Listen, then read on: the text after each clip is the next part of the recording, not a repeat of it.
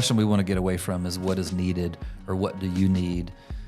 Whether that needs question is based on the individual level or even the neighborhood level, the better question is how do we co-create flourishing, right? Wow. How do we work together to build places that are healthy, that produce healthy people and healthy children and healthy adults and healthy economies? I'm a literal product of people doing this work. And I feel like they did it well. It wasn't perfect, perfect, but they did it intentionally. They were invested in my family, in our community. There was a lot of dignity that they brought to the table that they taught me of how to see my own family, because I only saw brokenness, and I'm like, yeah, and there's more. And so I saw something modeled to me in such a way that it just felt like it became a part of my DNA, where I, as a young kid, remember telling my mom, like, someday I'm going to come back to the hood, as I would say, and I want to be a part of change here. Like, I want to be a part of this being better. We want to be able to embrace people. We want to have just flipped out lives and making space for neighbors and living intentionally and in proximity to people. And I've just really felt the wind of favor at my back, being in this space of just people who get in their ethos, not just on a piece of paper, but just in the DNA baked in at a very, very real, visceral level of like, we are going to be with people, period, point blank. We're going to live lives and not just produce programs or product, but we want to have lives that are literally connected with people, where when they are excited, we get amped, and when they hurt, we hurt. When they get real mad, we join them. And as a neighbor and also as a practitioner.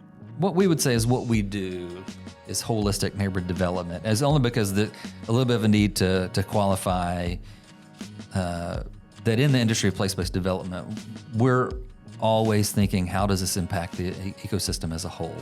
Not just, did someone who needed an affordable unit get an affordable unit to rent, right? Yeah, like that's a good thing, but we're always trying to measure anything in an awareness of how it affects the whole of the neighborhood. Part of what we talk about all the time at FCS is that we're dealing with systems, right? Somebody's got to be thinking about the impact of system on place, because often the negative parts of system get segregated into place.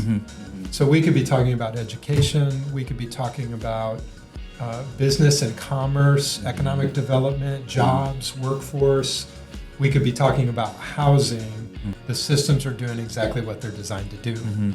And because of that, that's why we talk about pushing against systems. Somebody has to be thinking about that in a way that brings health back to place, because systems have created what we have. Rather than blaming the individuals in the system, let's put a lens to the system and figure out, is there a way to make an adjustment?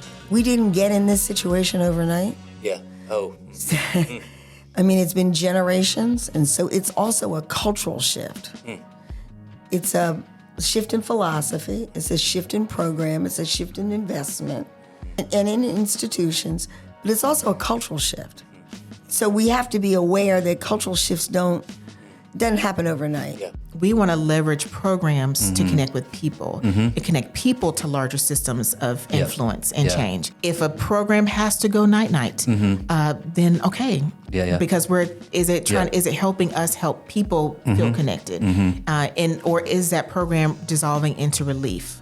So again, if you kind of know what your big picture is, if you understand what it is you're trying to do or have your people experience, then I think that's going to inform like the health of that. I find all the time that people will say, like, I love your mission, I love your mission statement, I love your catchphrase of empowering neighborhoods to thrive, like I'm all in, but once I get on the ground and start doing this, what are you talking about here? What's what's the actual thing? Like, it's easier to say, like, I want to build 4 houses, like that's very measurable, seems very clean, that's right. Yeah. But for us, when we're talking about a flourishing neighborhood, we do believe that is something that can be seen, quantified, measured, and tracked. So it's not just mission statement and kind of flowery conceptual language of flourishing. We do believe there is a way to describe and define and measure. Oh, so it's not just how many warm fuzzies did you count today? Like, I got a hug from a neighbor. That's one. That's one. We do count those, David. Don't discredit the hugs. I feel like it takes a level of transparency and time to equal the trust. So if you're transparent and people know that you're authentic, and then you continue to do that, you have a history, or you have a time period where you've continued to show up, be authentic and be transparent, then that's when, you have the trust. So it's almost as if there is a little bit of an equation that kind of goes along with credible leadership. Yeah. So yeah, definitely time and trust, but transparency is what you need. Yeah. Letting people know that, I made a mistake, but it's okay to make mistakes, and lean into where you may need support or areas for growth, and then it kind of gives them, the okay to say, I can try it and be okay if I make a mistake. Wow, that's really good. I feel like so many people who want to see neighborhoods grow and thrive, we don't recognize how much of this is so personal, right? And if we're willing to acknowledge our own mistakes and be transparent, those are things we can practice in our everyday friendships that allow us to lead into community as well. I think one of the credibility offerings is this idea of this front porch vibe comes to mind. Oh, wow. Like, we live in a culture where everybody is prized on being busy. Like, you look at your Google Calendar and everything is all, you got your blocks of your time, everything is blocked out. But people who got time, people who are busy and they still make time to say, you know what, you're not just, like, you really matter to me, and it's showing up on my calendar. It's showing up in how I live my life. So I'm gonna utilize my little front porch.